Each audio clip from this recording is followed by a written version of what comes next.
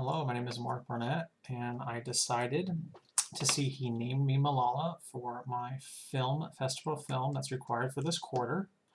I went out on a Wednesday night, October 21st, to see the film. It was at my local movie theater in Dublin.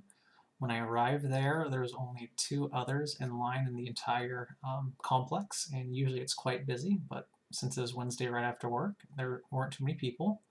So I decided just to go ahead and head on inside. Found my seat right away, and I turned around just to see who was actually in the movie theater. And there was only a small group of about 25 or 26 kids between the ages of 14 and 17.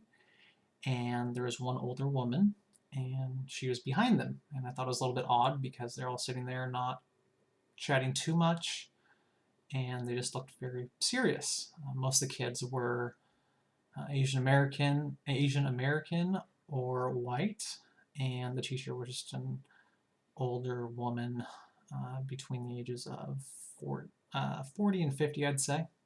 Anyways, I came to find out that they were actually there for an assignment. They had to watch the film and answer questions during the film and then give the teacher an essay. I don't know when it was due. I just asked what they were doing at the end of the film and let me know. So we proceeded to watch the film, and I actually enjoyed it, and I wasn't sure if I was going to or not. But there's a few areas I really enjoyed with the film. The first was the way the director used animation and just a real life documentary about this girl's life who just stuck up for what she believed and spoke out and ended up getting shot in the head by the Taliban, and she lived to tell about it. The film goes between, or the film style goes between animation and then like a first person interviews and just kind of a cool way of filming it. And I actually looked up why the director used animation, and he said that he had a hard time, or he thought he'd have a hard time showing or doing justice to the fact that Malala was so incredible.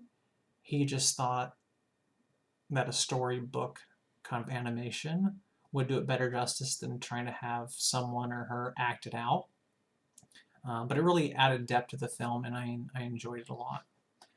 The second part that I found interesting was that after she was shot in the head in Swat Valley in Pakistan, there were actual people from Pakistan that she knew that were angry with her and were calling her or telling her she wasn't Pakistani, she's not real Pakistani, and what she did wasn't heroic. She's just following after her father, and just a bunch of negative comments. And I found it just kind of disheartening that even after what she did, and from what I saw, very courageous to be a young woman or a young girl and do that, there were still people that found a negative in it, and it was almost unbelievable. But that was a small. I'm hoping it was a small percentage of people that actually found it negative. And the last part, and I guess the most hopeful part of it, or encouraging part of it, was when the director asked Malala, does she hold a grudge or is she bitter, angry towards the Taliban for doing it? And she just smiles and looks at the camera and says no, she was never bitter, and she just forgave him right away.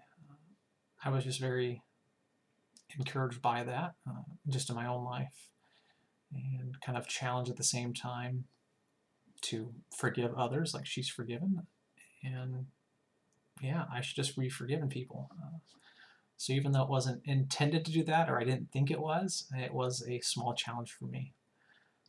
So overall, I really enjoyed the film.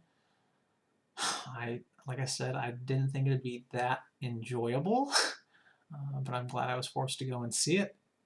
At the end of the film, there was no question and answers since it was just a documentary. Everyone just clapped, including myself, and we walked out. That's it. Thanks for listening.